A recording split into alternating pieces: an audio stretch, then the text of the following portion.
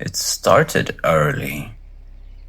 Back in school, when the world still felt too big to understand. Laughter always came from behind. But it was never because of a joke that I did. Lunches eaten alone. Shoes hidden. Names whispered with just enough venom to stick. But it was fine. At home, I thought maybe there would be safety. A soft voice, a warm hand, something motherly. But she was always tired, always distant. Her words were cold, not cruel, just empty. You're not hungry again, are you? She never looked up when I entered the room. Time passed. Faces changed, but not the silence. Workplaces replaced classrooms. But the ridicule evolved. Sharper, quieter. Like grown-ups learn how to bully without raising their voice. Friends drifted away. Relationships didn't last long. The world moved on without slowing down for anyone that lagged behind. And she stayed the same. You should smile more. You need to try harder. You're not a child anymore. But I was trying. God, I was trying so hard.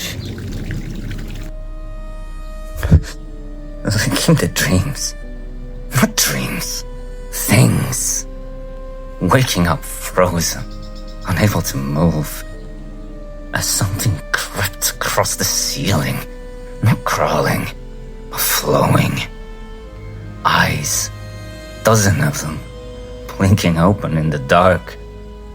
Mouths that didn't speak words.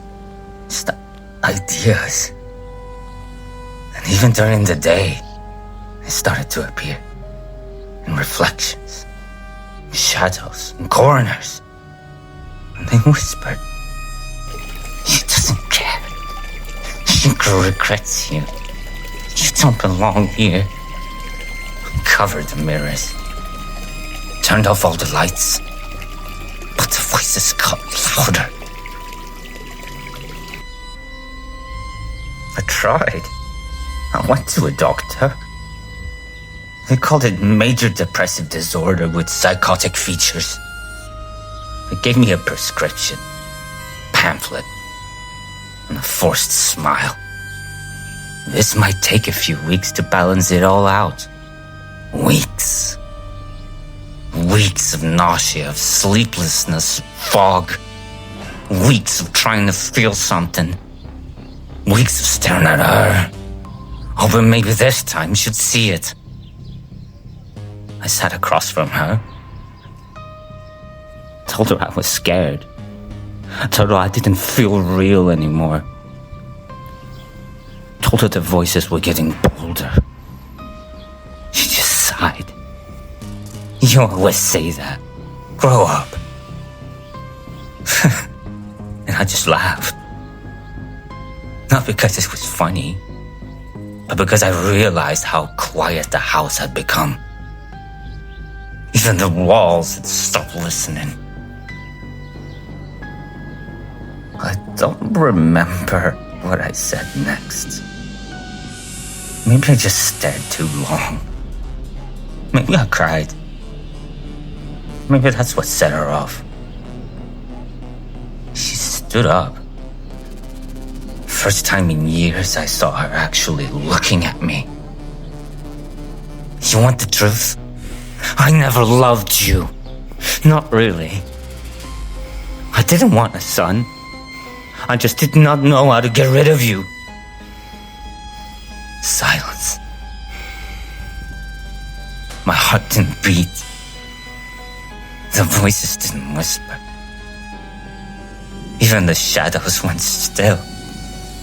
I got up, walked to the kitchen, and then everything turned red. She's quiet now. The house is quiet now. Even the voices have nothing left to say. I sat on the floor for hours. Just sat. The blood cooled faster than I thought it would.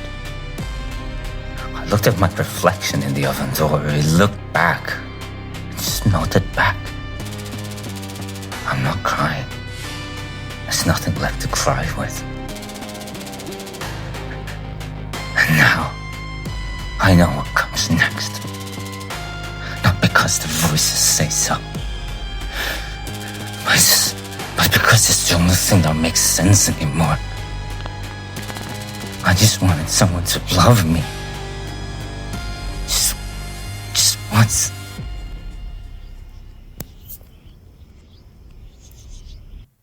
Quiet doesn't mean peace. Sometimes it means no one's left to scream.